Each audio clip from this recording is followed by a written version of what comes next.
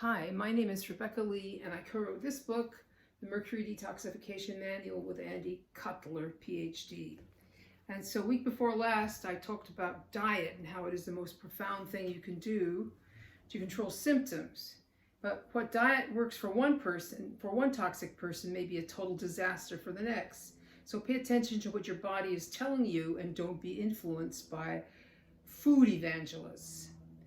There are all kinds of natural chemicals in food, and some toxic people, because of their impaired metabolisms, will react to one or another of them. You'll have to figure out on your own through observation what you can and cannot eat. That said, there are also foreign chemicals that your body has no experience with at all, and that are added to foods for this or that reason. It is a good idea for everyone, toxic or not, to avoid these. So to the best of your ability, eat organic and learn how to cook. If you can't afford all organic, at least avoid the toxic 10, which you can easily Google. One food issue that nobody knows much about, but is a particular problem for mercury toxic people, has to do with thiols. These are molecules that are found in certain foods. They are also called mercaptans or sulfhydryl groups and are a form of sulfur. Not all sulfur molecules are thiols, but all thiols are sulfur.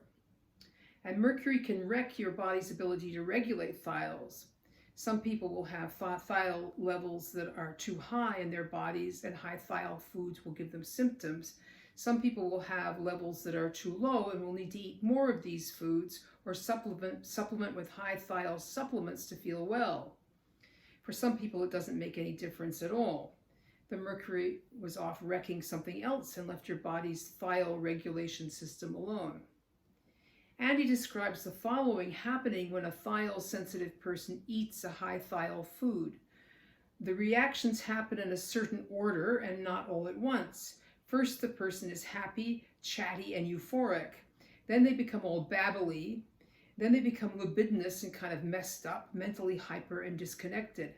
Finally, after 2 to 3 hours, they become tired and crash. Then they become cranky, achy, and depressed. This part goes on for days. A friend of Andy's kind of laughed over this. Is that how it affected him, she asked.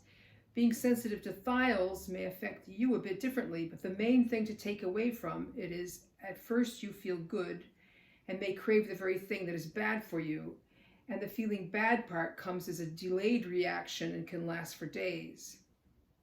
It is hard to know from casual observation if you are sensitive to thiols or not. It's a good idea to do an elimination diet for 4 days and then eat one high thiol food meal and see what happens. You ought to be able to tell from that if you need to avoid thiols and eat more of them.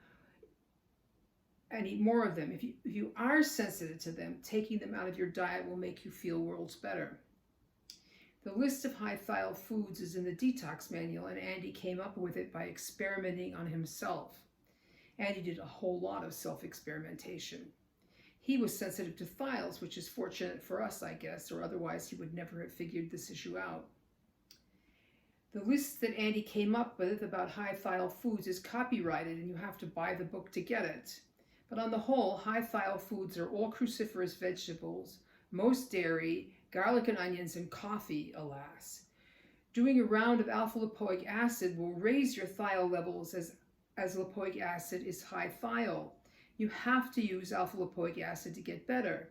So if you are thiol intolerant, it is really going to help your chelation undertaking to stay away from high thiol foods in order to leave some space to use the alpha-lipoic acid.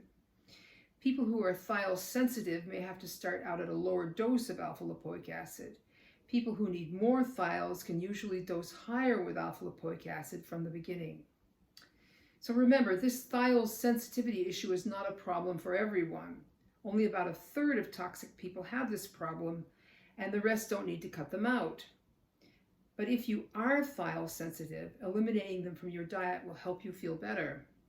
And hopefully with some rounds of chelation under your belt, you'll be able to start eating them again.